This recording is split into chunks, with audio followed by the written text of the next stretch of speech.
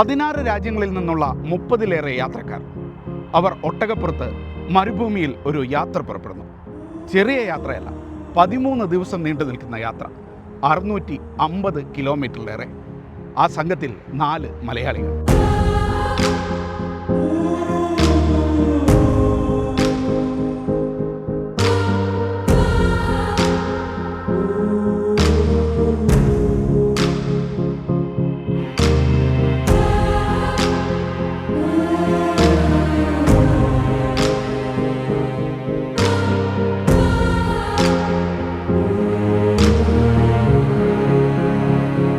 ഈ യാത്രാ സംഘത്തിലെ ഏറ്റവും പ്രായം കുറഞ്ഞ അംഗവും മലയാളിയാണ്, ആലുവക്കാരിയായ സാറ ഷാജഹാൻ.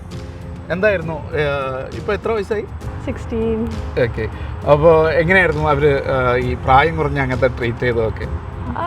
പ്രായം കുറഞ്ഞുകൊണ്ട് അങ്ങനെ ഡിഫറെൻറ്റ് ട്രീറ്റ്മെൻ്റ് ഒന്നും ഉണ്ടായിരുന്നില്ല. നമ്മളെല്ലാവരും അങ്ങനെ ഏജ് ബാരിയർ ഉള്ള പോലെ ഒന്നും തോന്നിയിട്ടുണ്ടായിരുന്നില്ല. Everyone was on an equal level.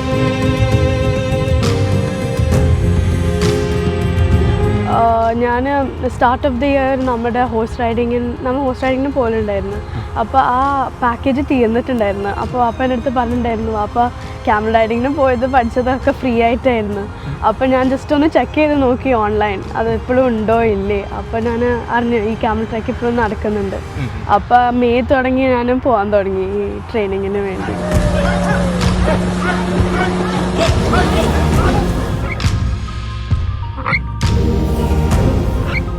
First I wanted to get into horse racing, endurance horse riding. പക്ഷേ ഹോഴ്സ് റൈഡിങ് കയറാൻ കുറച്ച് it's difficult because tables don't allow people.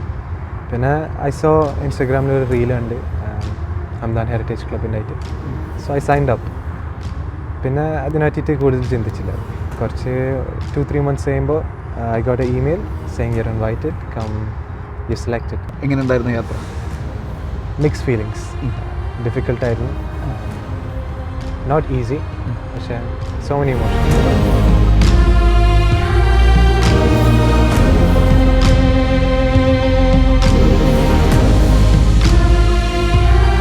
there was people കുറേ കൺട്രീസിൽ നിന്നും different രാജ്യത്തും different age ആയിട്ടുള്ള ആൾക്കാരെ ഞാൻ പരിചയപ്പെട്ട്.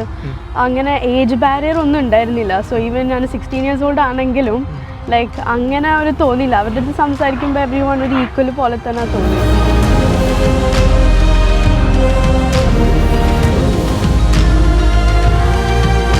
ഈ ട്രെക്കിൽ നമ്മൾ ചെയ്തത് ഒരു 60, 50, 55, 45 കിലോമീറ്റേഴ്സ് ലോങ്. പിന്നെ ഹീറ്റും വിശപ്പും ദാഹം അതൊക്കെ മിക്സായിട്ട് ഇറ്റ് വാസ് റിയലി ഡിഫിക്കൽട്ട്. വെള്ളം കുടിക്കരുത് എന്നാണ് പറയുന്നത്. കാരണം ഫുഡും വെള്ളം ഇങ്ങനെ വയറ്റിൽ കുലുങ്ങുമ്പോൾ it will pain. So we try and change the mind. Mind jale to kodkand irukka.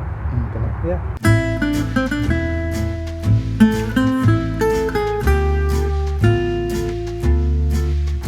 മെയിനായിട്ട് നമ്മളൊരു 13 ദിവസം നമുക്ക് ചെറിയൊരു സ്പേസ് ഉണ്ടാകും. ഒരു ടെൻറ്റില്ലാതെ താമസിക്കേണ്ടത്. രണ്ടാമതെന്ന് വെച്ചാൽ നമുക്കുള്ള ലിമിറ്റഡ് റിസോഴ്സസ് ആയിരിക്കും. കുറച്ച് വെള്ളം, നമുക്ക് ഒരു നേരം കുളിക്കാൻ പറ്റുള്ളൂ.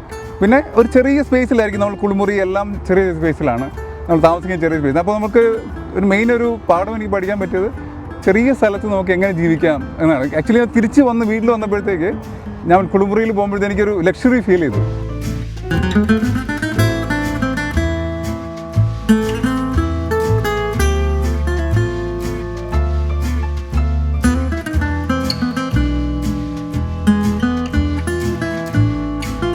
ഏറ്റവും വലിയ ചാലഞ്ച് എനിക്ക് ഫിസിക്കലും മെൻ്റലായിട്ടുള്ള ഡെഡിക്കേഷൻ അല്ലെങ്കിൽ ആ മോട്ടിവേഷൻ മെയിൻറ്റെയിൻ ചെയ്യുക, അതായിരുന്നു ഏറ്റവും വലിയ ചാലഞ്ച്.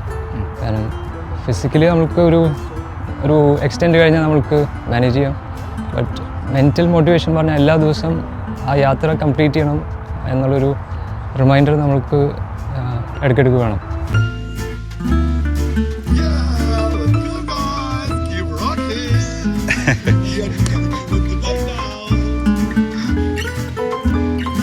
വെല്ലുവിളി വെച്ചാൽ നമുക്ക് രാവിലെ 8:30 തൊട്ടാണ് ഇത് തുടങ്ങുന്നത്. അവിടെ ബ്രേക്ക്ഫാസ്റ്റ് കഴിച്ച് കഴിഞ്ഞിട്ട് 8:30 സ്റ്റാർട്ട് ചെയ്യും.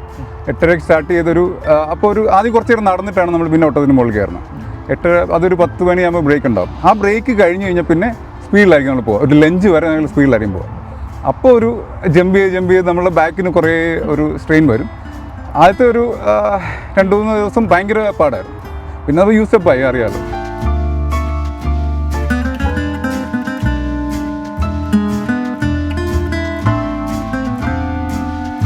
നമുക്ക് ഫസ്റ്റ് ഡേയ്സ് ഒന്നും അങ്ങനെ തണുപ്പൊന്നുമില്ല, നല്ല വെതറായിരുന്നു. അവർ ചൂസ് ചെയ്ത സമയമൊക്കെ നല്ലതായിരുന്നു. ഇനി ലാസ്റ്റ് 2 ഡേയ്സ് മാത്രമായിരുന്നു ഭയങ്കര തണുപ്പ് പോലെ തോന്നിയത്. രാവിലെയും രാത്രിയും ഒക്കെ ഭയങ്കര തണുപ്പായിരുന്നു. സോ തണുപ്പ് വെച്ചിട്ട് അങ്ങനെ പ്രശ്നം ഉണ്ടായിരുന്നില്ല. പക്ഷെ ഉച്ചയ്ക്ക് സമയത്ത് നമുക്ക് ത്രൂ ഔട്ട് ഒരു 11 o'clock to 2 o'clock ആ സമയത്ത് ഭയങ്കര സണ്ണി ആയ സമയത്ത് സോ അപ്പോൾ മാത്രമാണ് ഒരു ടയർഡ്നെസ് ഒക്കെ തോന്നുക. അല്ലാണ്ട് വേറെ ഒരു വിഷയമൊന്നും ഉണ്ടായിരുന്നില്ല.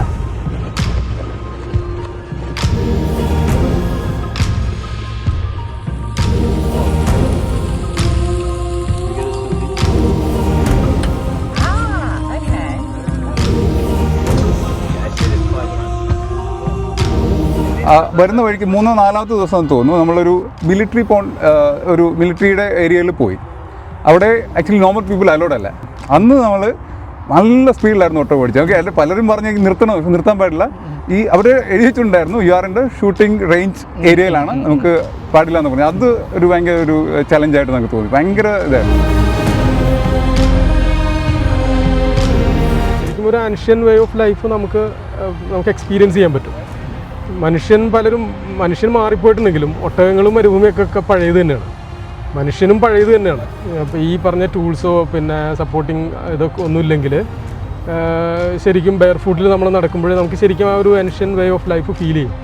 പിന്നെ പഴയ പ്രൊഫറ്റിക് സ്റ്റോറീസും ഇതൊക്കെ കേട്ടെങ്കിൽ നമുക്കൊരു സ്പിരിച്വൽ ഫീലിംഗ് ഒക്കെ ഉണ്ടാവും. എപ്പോഴും പിന്നെ ആളുകളായിട്ടാണ് നമ്മൾ പോകുന്നതെങ്കിലും തന്നെ നമുക്ക് പിന്നെ ഒറ്റയ്ക്ക് ഫീൽ ചെയ്യാൻ പറ്റാവുന്ന സമയങ്ങൾ ഇതിലുണ്ടാവും. ക്യാമൽ തമ്മിലുള്ള ഡിസ്റ്റൻസ് ഉണ്ടാവും, ഇങ്ങനെ കുറയും. ചില ക്യാമൽ ചിലപ്പോൾ വിട്ട് നിൽക്കും, എപ്പോഴും ഒരുമിച്ചായിരിക്കില്ല. ആ സമയത്തൊക്കെ നമുക്കുള്ള ഓരോ ഫീലിംഗ്, ഓരോ തോട്ട് പ്രോസസ്സൊക്കെ അത് ഇതിൻ്റെ ഭയങ്കര ഒരു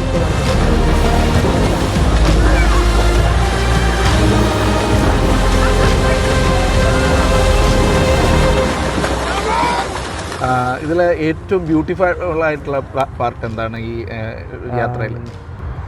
ഡ്യൂൺസിൻ്റെ സൈസും പിന്നെ എല്ലാം. The landscape around us was so beautiful. It was unique. I've never seen such a landscape.